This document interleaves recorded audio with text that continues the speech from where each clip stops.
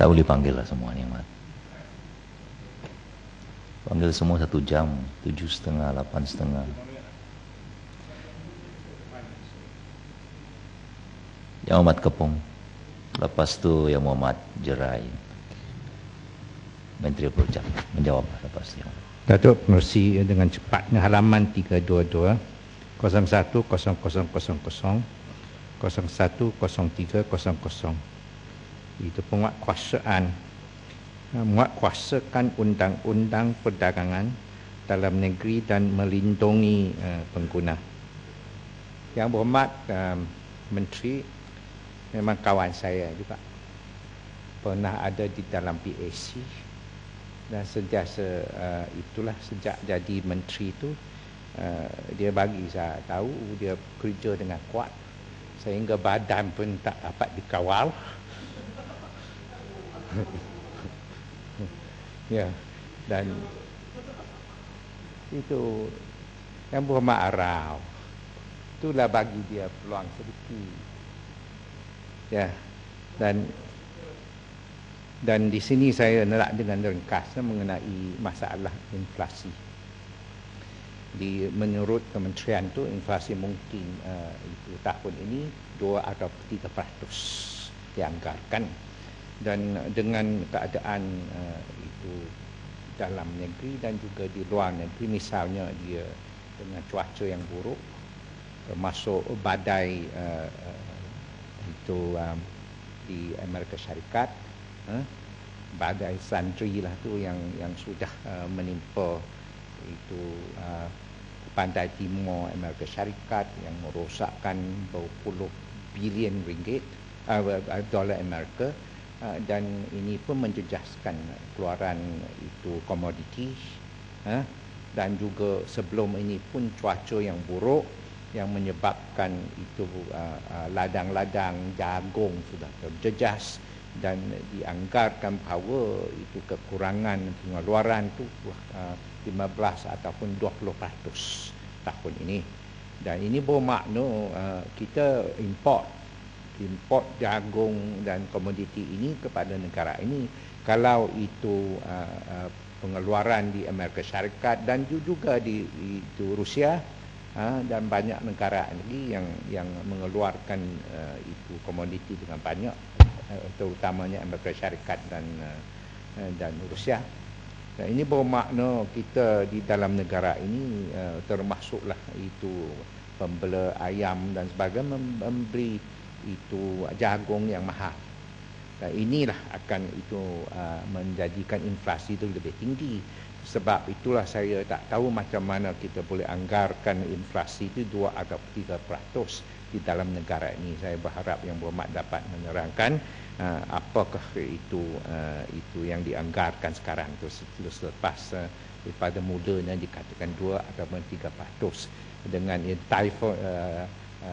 taufan santri, memang itu anggaran itu akan berubah. Dan di sini saya hendak itu menekankan bahawa boleh minta laluan tentang penguatkuasaan. Terima kasih Datuk Pengerusi, Yang Berhormat Menteri. Saya ingin tanya tentang kekurangan or shortage of diesel di pasaran. Saya difahamkan saya bangkit ni di Negeri Melaka, kekurangan diesel amat ketara sampai mereka menhadkan tiap-tiap kereta hanya ada yang RM60 atau RM80 saja. So itu apakah puncanya? Adakah ini kelemahan dalam penguatkuasaan? Dan satu lagi tentang saya pernah baca Yang Berhormat Menteri pernah katakan kemungkinan kita perlukan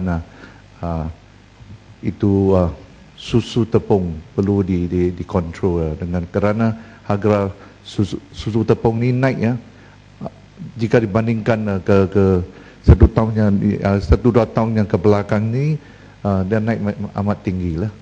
Ada macam seperti Pedisha 1.8 kg sampai RM134 setin.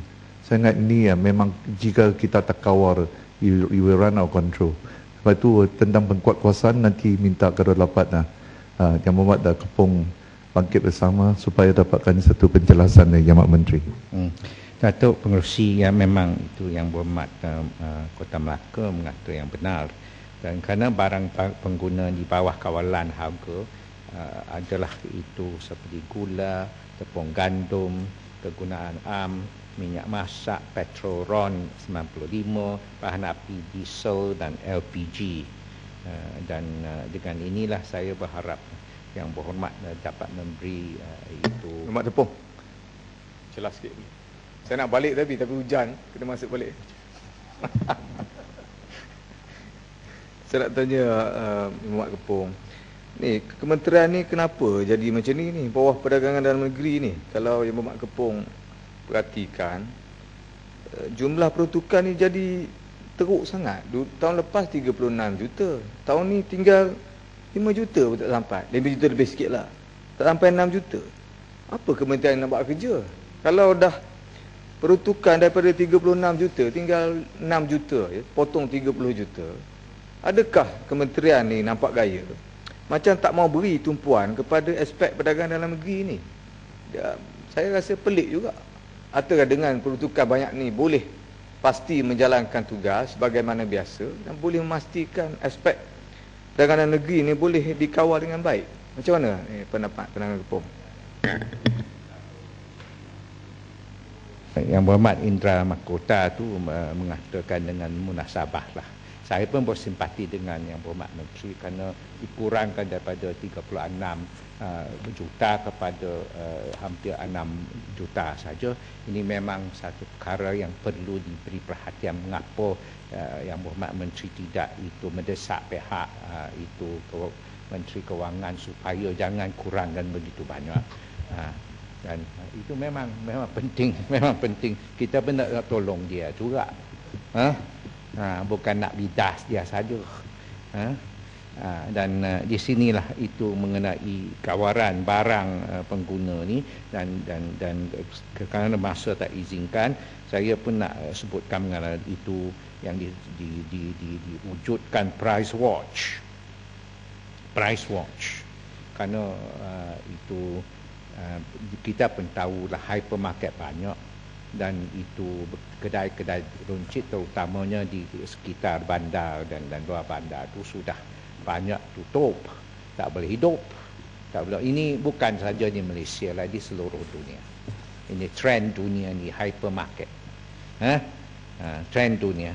Dan saya pun nak tahulah macam mana itu berkesannya price watch yang diwujudkan oleh pihak kementerian. Sekian, terima kasih.